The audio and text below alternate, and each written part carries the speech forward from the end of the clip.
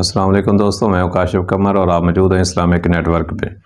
دوستوں، Islamic net work میں ہم کتاب جو ہے مشکوٰۃ المصابیح کا جو مطالعہ کر رہے ہیں، تو اس میں کتاب الایمان میں جو ہم اس کا سب ٹاپک ہے کتاب و سنت کے ساتھ تمسک اختیار کرنے کا بیان ہے، اور اس میں جو ہے حدیث نمبر آج جو ہم نے پڑھنی ہے وہ ہے 161 سے شروع کریں گے۔ تو دیکھتے ہیں کہ 161 نمبر حدیث کیا ہے کہ ربیہ جرشی رضی اللہ تعالیٰ عنہ بیان کرتے ہیں کہ نبی صلی اللہ علیہ وسلم کی خدمت میں ایک فرشتہ حاضر ہوا اور آپ صلی اللہ علیہ وسلم سے عرض کیا گیا، آپ کی آنکھیں سوئی ہوئی ہوں، کسی اور طرف نہ دیکھیں، آپ کے کان توجہ سے سنتے ہوں اور آپ کا دل سمجھتا ہو۔ آپ صلی اللہ علیہ وسلم نے فرمایا، میری آنکھیں سو گئیں، میرے کان غور سے سنتے رہے اور میرا دل سمجھتا رہا۔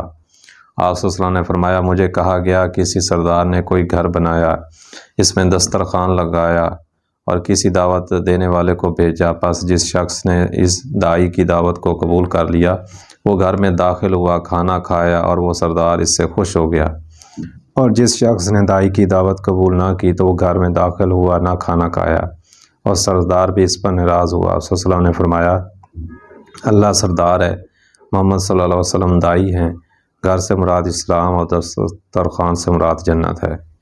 حدیث نمبر 162۔ ابو رافع رضی اللہ تعالیٰ عنہ بیان کرتے ہیں کہ رسول اللہ صلی اللہ علیہ وسلم نے فرمایا، میں تم میں سے کسی کو اپنی مسند پر ٹیک لگائے ہوئے نہ پاؤں کہ اس کے پاس میرا کوئی امر آئے جس کے متعلق میں نے حکم دیا ہو یا میں نے اس سے منع کیا ہو، تو وہ شخص یوں کہے، میں اسے نہیں جانتا، ہم نے جو کچھ اللہ کی کتاب میں پایا ہم اس کی اتباع کریں گے۔ حدیث نمبر 163۔ مقداد بن معدی کرب رضی اللہ تعالیٰ عنہ بیان کرتے ہیں کہ رسول اللہ صلی اللہ علیہ وسلم نے فرمایا، سن لو، مجھے قرآن اور اس کے ساتھ اس کی مثل عطا کی گئی، سن لو، قریب ہے کہ کوئی شکم سیر شخص اپنی مسند پر یوں کہے، تم اس قرآن کو لازم پکڑو، پس تم جو چیز اس میں حلال پاؤ تو اسے حلال سمجھو اور تم جو چیز اس میں حرام پاؤ تو اسے حرام سمجھو، حالانکہ اللہ کے رسول صلی اللہ علیہ وسلم نے جس چیز کو حرام قرار دیا ہے وہ ایسے ہی ہے جسے اللہ نے حرام قرار دیا ہے۔ سن لو، پالتو گدھے، کچلی والے درندے اور ذمہ کی گری پڑی کوئی چیز الا یہ کہ وہ خود اس سے بے نیاز ہو جائے، تمہارے لیے حلال نہیں، اور جو شخص کسی قوم کے ہاں پڑاؤ ڈالے تو ان لوگوں پر لازم ہے کہ وہ اس کی ضیافت کریں، اور اگر وہ اس کی ضیافت نہ کریں تو پھر اسے حق حاصل ہے کہ وہ اپنی ضیافت کے برابر ان سے وصول کرے۔ دارمی نے بھی اسی طرح روایت کیا اور اسی طرح ابن ماجہ نے کما حرم اللہ تک روایت کیا ہے۔ حدیث نمبر 164۔ ارباز بن ساریہ رضی اللہ تعالیٰ عنہ بیان کرتے ہیں کہ رسول اللہ صلی اللہ علیہ وسلم کھڑے ہوئے اور فرمایا، کیا تم میں سے کوئی اپنی مسند پر ٹیک لگا کر یہ گمان کرتا ہے کہ اللہ نے صرف وہی کچھ حرام قرار دیا ہے جس کا ذکر قرآن میں ہے؟ سن لو، اللہ کی قسم، میں نے بھی کچھ چیزوں کے بارے میں حکم دیا ہے، واضح و نصیحت کی، اور کچھ چیزوں سے منع کیا، بلا شبہ وہ قرآن کی مثل ہیں، بلکہ اس سے بھی زیادہ ہیں۔ بے شک اللہ نے تمہارے لیے حلال نہیں کیا کہ تم بلا اجازت اہل کتاب ذمیوں کے گھروں میں داخل ہو جاؤ، اور جب تک کہ وہ تمہیں جزیہ دیتے رہیں، ان کی خواتین کو مارنا اور ان کے پھل کھانا تمہارے لیے حلال نہیں۔ ابو داؤد اس کی سند میں اشش بن شعبہ مسیمی راوی ہے جس پر کلام کیا گیا ہے۔ حدیث نمبر 165۔ ارباز بن ساریہ بیان کرتے ہیں کہ ایک روز رسول صلی اللہ علیہ وسلم نے ہمیں نماز پڑھائی، پھر آپ نے اپنا رخ انور ہماری طرف کیا تو ایک بڑے بلیغ انداز میں ہمیں واضح و نصیحت فرمائی، جس سے آنکھیں اشکبار ہو گئیں اور دل ڈر گئے۔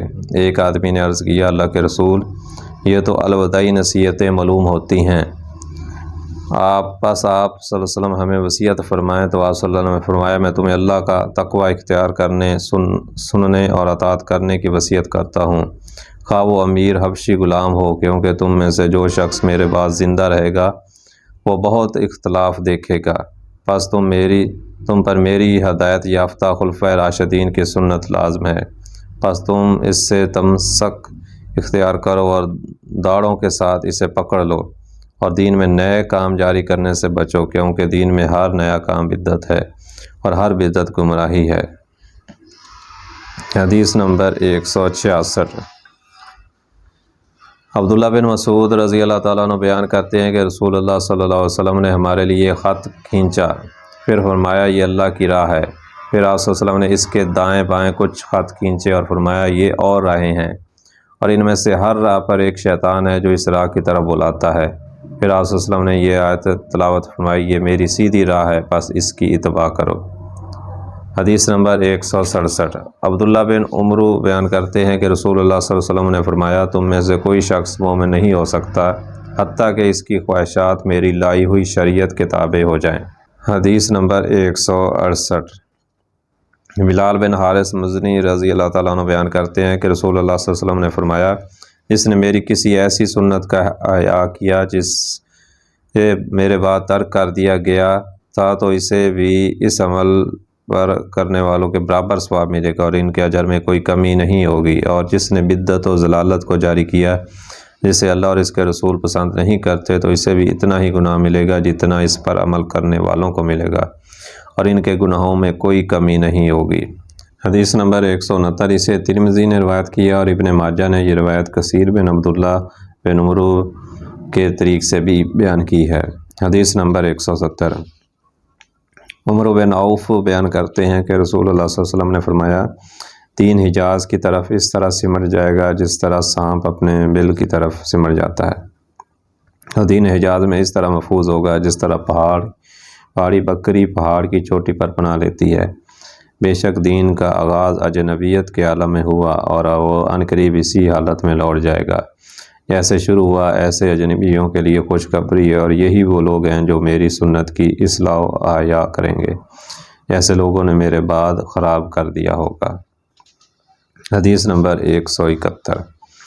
عبداللہ بن عمر بیان کرتے ہیں کہ رسول اللہ صلی اللہ علیہ وسلم نے فرمایا میری امت پر ایسا وقت آئے گا جیسے بنی اسرائیل پر آیا تھا، اور وہ مماثلت میں ایسے ہو گئے جیسے جوتا جوتے کے برابر ہوتا ہے، حتیٰ کہ اگر ان میں سے کسی نے اپنی ماں سے اعلانیہ بدکاری کی ہوگی تو میری امت میں بھی ایسا کرنے والا شخص ہوگا۔ بے شک بنی اسرائیل 72 فرقوں میں تقسیم ہوئے اور میری امت 73 فرقوں میں تقسیم ہوگی، ایک ملت کے سوا باقی سب جہنم میں ہوں گے۔ صحابہ نے عرض کیا اللہ کے رسول وہ ایک ملت کون سی ہے؟ آپ صلی اللہ علیہ وسلم نے فرمایا جس پر میں اور میرے صحابہ ہیں۔ حدیث نمبر 172۔ احمد اور ابو داؤد معاویہ سے مروی روایت میں ہے کہ 72 جہنم میں جائیں گے اور ایک جنت میں جائے گا، اور عنقریب میری امت میں ایسے لوگ ظاہر ہوں گے کہ ان میں یہ بدعات اس طرح سرایت کر جائیں گی جس طرح باولے کتے کا سر کٹے ہوئے شخص کے رگ و ریشے میں سرایت کر جاتا ہے۔ حدیث نمبر 173۔ ابن عمر بیان کرتے ہیں کہ رسول اللہ صلی اللہ علیہ وسلم نے فرمایا اللہ تعالیٰ میری امت کو یا فرمایا محمد صلی اللہ علیہ وسلم کی امت کو گمراہی پر جمع نہیں کرے گا، اور اللہ تعالیٰ کا ہاتھ جماعت پر ہے، اور جو شخص جماعت سے جدا ہوا وہ جہنم میں الگ ڈالا جائے گا۔ حدیث نمبر 174۔ ابن عمر بیان کرتے ہیں کہ رسول اللہ صلی اللہ علیہ وسلم نے فرمایا سواد اعظم بڑی جماعت کی اتباع کرو کیونکہ جو الگ ہوا وہ جہنم میں ڈالا جائے گا۔ امام ابن ماجہ نے یہ حدیث انس رضی اللہ تعالیٰ عنہ سے روایت کی ہے۔ حدیث نمبر 175۔ انس رضی اللہ تعالیٰ بیان کرتے ہیں کہ رسول اللہ صلی اللہ علیہ وسلم نے مجھے فرمایا بیٹا اگر تم صبح و شام اس حالت میں کر سکے کہ تمہارے دل میں کسی کے لیے بدخواہی نہ ہو تو ایسا کر۔ پھر فرمایا بیٹا یہ طرز عمل میری سنت ہے، اور جس نے میری سنت سے محبت کی تو اس نے مجھ سے محبت کی، اور جس نے مجھ سے محبت کی تو وہ جنت میں میرے ساتھ ہوگا۔ حدیث نمبر 176۔ ابو ہریرہ بیان کرتے ہیں کہ رسول اللہ صلی اللہ علیہ وسلم نے فرمایا جس شخص نے میری امت کے فساد کے وقت میری سنت پر عمل کیا تو اس کے لیے 100 شہیدوں کا ثواب ہے۔ حدیث نمبر 177۔ جابر رضی اللہ تعالیٰ عنہ نبی صلی اللہ علیہ وسلم سے روایت کرتے ہیں کہ جب عمر رضی اللہ تعالیٰ عنہ ان کے پاس آئے تو انہوں نے کہا ہم یہود سے کچھ تعجب انگیز باتیں سنتے ہیں، کیا آپ اجازت مرحمت فرماتے ہیں کہ ہم ان میں سے بعض لکھ لیا کریں؟ رسول صلی اللہ علیہ وسلم نے فرمایا کیا تم بھی یہود و نصارہ کی طرح اپنے دین کے بارے میں حیران ہو جبکہ میں تمہارے پاس صاف اور واضح دین لے کر آیا ہوں؟ اگر موسیٰ علیہ السلام بھی زندہ ہوتے تو ان کے لیے بھی میری اتباع کے سوا کسی اور چیز کی اتباع جائز نہ ہوتی۔ حدیث نمبر 178۔ ابو سعید خدری رضی اللہ تعالیٰ عنہ بیان کرتے ہیں کہ رسول اللہ صلی اللہ علیہ وسلم نے فرمایا، جس شخص نے حلال کھایا، سنت کے موافق عمل کیا اور لوگ اس کی شرمگیزیوں سے محفوظ رہے تو وہ جنت میں داخل ہوگا۔ کسی آدمی نے عرض کیا، اللہ کے رسول، اس دور میں تو اس طرح کے بہت سے لوگ ہیں۔ آپ صلی اللہ علیہ وسلم نے فرمایا، اور میرے بعد کے ادوار میں بھی ہوں گے۔ حدیث نمبر 179۔ ابو ہریرہ رضی اللہ تعالیٰ عنہ بیان کرتے ہیں کہ رسول اللہ صلی اللہ علیہ وسلم نے فرمایا، تم اس دور میں ہو کہ تم میں سے جس نے احکامات شریعہ کے 10ویں حصے پر عمل نہ کیا تو وہ ہلاک ہو جائے گا۔ پھر ایک ایسا دور آئے گا کہ ان میں سے جس نے احکامات شریعہ کے 10ویں حصے پر عمل کر لیا تو وہ نجات پائے گا۔ حدیث نمبر 180۔ ابو امامہ رضی اللہ تعالیٰ عنہ بیان کرتے ہیں کہ رسول اللہ صلی اللہ علیہ وسلم نے فرمایا، جب کوئی قوم ہدایت یافتہ ہونے کے بعد گمراہی اختیار کر لیتی ہے تو باہمی نزاع ان کا شغل بن جاتا ہے۔ پھر رسول اللہ صلی اللہ علیہ وسلم نے یہ آیت تلاوت فرمائی، وہ آپ سے یہ باتیں محض جھگڑا پیدا کرنے کے لیے کرتے ہیں، بلکہ یہ لوگ ہیں ہی جھگڑا لوگ۔ حدیث نمبر 181۔ انس رضی اللہ تعالیٰ عنہ سے روایت ہے کہ رسول اللہ صلی اللہ علیہ وسلم نے فرمایا کرتے تھے، اپنے آپ کو مشقت میں نہ ڈالا کرو، ورنہ اللہ بھی تمہیں مشقت میں ڈال دے گا۔ کیونکہ ایک قوم نے اپنے آپ پر سختی کی تو اللہ نے بھی ان پر سختی کی۔ یہود و نصارہ کی عبادت گاہوں میں یہ سختیاں انہی کی باقیات ہیں۔ پھر آپ صلی اللہ علیہ وسلم نے یہ تلاوت فرمائی، رہبانیت انہوں نے خود ایجاد کی تھی، ہم نے ان پر فرض نہیں کیا تھا۔ حدیث نمبر 182۔ ابو ہریرہ رضی اللہ تعالیٰ عنہ بیان کرتے ہیں کہ رسول اللہ صلی اللہ علیہ وسلم نے فرمایا، قرآن 5 امور کے متعلق نازل ہوا، حلال و حرام، محکم و متشابہ اور امثال۔ تم حلال کو حلال، حرام کو حرام سمجھو، محکم پر عمل کرو اور متشابہ پر ایمان لاؤ، اور امثال پہلی امتوں کے واقعات سے عبرت حاصل کرو۔ یہ مصابی کے الفاظ ہیں۔ حدیث نمبر 183۔ ابن عباس رضی اللہ تعالیٰ عنہ بیان کرتے ہیں کہ رسول اللہ صلی اللہ علیہ وسلم نے فرمایا، امر 3 قسم کے ہیں۔ ایک امر وہ ہے کہ جس کی رشد و بلائی واضح ہے، پس اس کی اتباع کرو۔ ایک امر وہ ہے جس کی گمراہی واضح ہے، پس اس سے اجتناب کرو۔ اور ایک امر وہ ہے جس کے متعلق اختلاف کیا گیا، پس اسے اللہ عز و جل کے سپرد کر دو۔ حدیث نمبر 184۔ معاذ بن جبل بیان کرتے ہیں کہ رسول اللہ صلی اللہ علیہ وسلم نے فرمایا، بے شک شیطان انسان کے لیے بھیڑیا ہے، جیسے بکریوں کے لیے بھیڑیا ہوتا ہے۔ وہ الگ ہونے والی، دور جانے والے اور ایک جانب ہونے والی بکری کو پکڑتا ہے۔ پس تم کاٹیوں الگ الگ ہونے سے بچو اور تم جماعت عامہ کو لازم پکڑ لو۔ حدیث نمبر 185۔ ابو ذر رضی اللہ تعالیٰ عنہ بیان کرتے ہیں کہ رسول اللہ صلی اللہ علیہ وسلم نے فرمایا، جس نے جماعت سے بالشت برابر علیحدگی اختیار کی تو اس نے اپنی گردن سے اسلام کی رسی یعنی پابندی اتار دی۔ حدیث نمبر 186۔ مالک بن انس مرسل روایت بیان کرتے ہیں کہ رسول اللہ صلی اللہ علیہ وسلم نے فرمایا، میں تم میں 2 چیزیں چھوڑ کر جا رہا ہوں، پس جب تک تم ان دونوں پر عمل کرتے رہو گے تو کبھی گمراہ نہیں ہوگے، یعنی اللہ کی کتاب اور اس کے رسول صلی اللہ علیہ وسلم کی سنت۔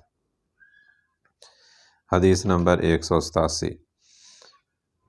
غضیف بن حارث سمالی بیان کرتے ہیں کہ رسول اللہ صلی اللہ علیہ وسلم نے فرمایا، جب کوئی قوم بدعت ایجاد کرتی ہے تو اسی کی مثل سنت اٹھا لی جاتی ہے، پس سنت پر عمل کرنا بدعت ایجاد کرنے سے بہتر ہے۔ حدیث نمبر 188۔ حسان بیان کرتے ہیں کہ جب کوئی قوم اپنے دین میں کوئی بدعت ایجاد کرتی ہے تو اللہ اس کی مثل ان کی سنت چھین لیتا ہے، پھر وہ اسے روز قیامت تک ان کی طرف نہیں لوٹاتا۔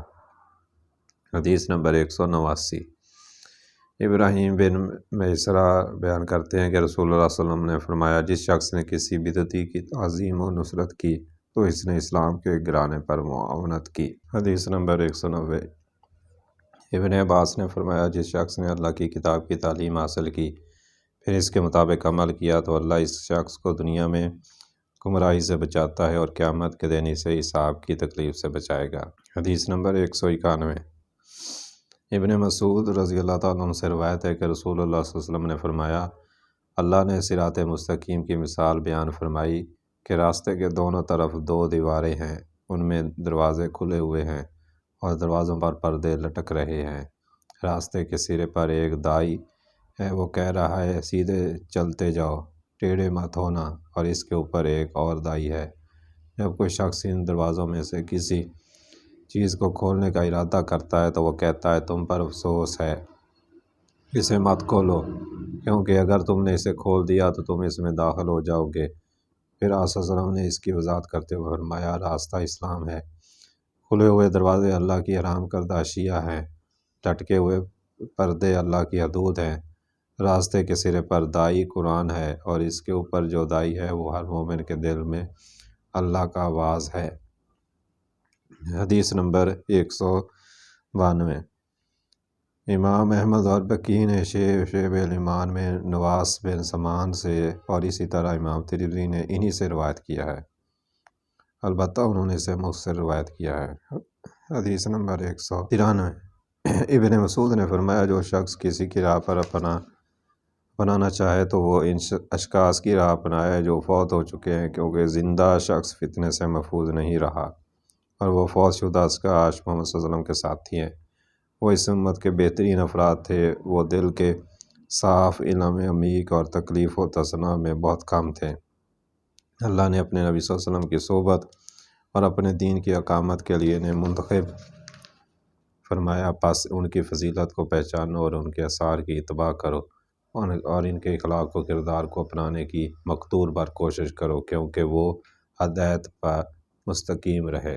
حدیث نمبر 194۔ جابر سے روایت ہے عمر بن خطاب رضی اللہ تعالیٰ عنہ تورات کا ایک نسخہ لے کر رسول صلی اللہ علیہ وسلم کی خدمت میں حاضر ہوئے اور عرض کیا اللہ کے رسول یہ تورات کا نسخہ ہے۔ آپ صلی اللہ علیہ وسلم خاموش رہے اور انہوں نے اسے پڑھنا شروع کر دیا، جبکہ رسول اللہ صلی اللہ علیہ وسلم کے چہرے مبارک کا رنگ بدلنے لگا۔ ابو بکر نے فرمایا گم کرنے والی تمہیں گم پائیں، تم رسول صلی اللہ علیہ وسلم کے رخ انور کی طرف نہیں دیکھ رہے۔ عمر نے رسول اللہ صلی اللہ علیہ وسلم کا چہرہ مبارک دیکھا تو فوراً کہا میں اللہ اور اس کے رسول کے غضب سے اللہ کی پناہ چاہتا ہوں، میں اللہ کے رب ہونے، اسلام کے دین ہونے اور محمد صلی اللہ علیہ وسلم کے نبی ہونے پر راضی ہوں۔ رسول اللہ صلی اللہ علیہ وسلم نے فرمایا اس ذات کی قسم جس کے ہاتھ میں محمد صلی اللہ علیہ وسلم کی جان ہے، اگر موسیٰ علیہ السلام بھی تمہارے سامنے آ جائیں اور تم مجھے چھوڑ کر ان کی اتباع کرنے لگو تو تم سیدھی راہ سے گمراہ ہو جاؤ گے، اور اگر وہ زندہ ہوتے اور وہ میری نبوت کا زمانہ پا لیتے تو وہ بھی میرے ہی اتباع کرتے۔ حدیث نمبر 195۔ جابر رضی اللہ تعالیٰ عنہ بیان کرتے ہیں کہ رسول اللہ صلی اللہ علیہ وسلم نے فرمایا میرا کلام اللہ کے کلام کو منسوخ نہیں کر سکتا، جبکہ اللہ کا کلام میرے کلام کو منسوخ کر سکتا ہے اور اللہ کا کلام ایک دوسرے کو منسوخ کر سکتا ہے۔ حدیث نمبر 196۔ ابن عمر بیان کرتے ہیں کہ رسول اللہ صلی اللہ علیہ وسلم نے فرمایا ہماری احادیث بھی ایک دوسرے کو منسوخ کر دیتی ہیں، جس طرح قرآن کا بعض حصہ دوسرے حصے کو منسوخ کر دیتا ہے۔ حدیث نمبر 197۔ ابو ثعلبہ بیان کرتے ہیں کہ رسول اللہ صلی اللہ علیہ وسلم نے فرمایا بے شک اللہ نے فرائض مقرر کیے ہیں اور انہیں ضائع نہ کرو، اس نے حرمات کو حرام قرار دیا ہے، پس ان کے قریب نہ جاؤ، اور اللہ نے حدود متعین کی ہیں، پس ان سے تجاوز نہ کرو، اور اس نے جانتے بوجھتے کچھ چیزوں سے سکوت فرمایا، پس ان کے متعلق بحث نہ کرو۔ مذکورہ تینوں احادیث کو دارالقطنی نے بیان کیا ہے۔ دوستو یہ تھی آج کی ویڈیو، اس میں جو ہے کتاب الایمان کے جو ہے سب ٹاپک جو تھے وہ بیان کیے گئے ہیں۔ امید ہے کہ یہ ویڈیو آپ کو پسند آئی ہوگی۔ اگر ویڈیو پسند آئی ہے تو اس کو لائک کریں اور اپنے دوستوں کے ساتھ اس ویڈیو کو شیئر بھی کریں، اور اگر آپ کو ہمارا یہ چینل پسند ہے تو اس کو سبسکرائب کر لیں۔ آئندہ ویڈیو تک کے لیے اللہ حافظ۔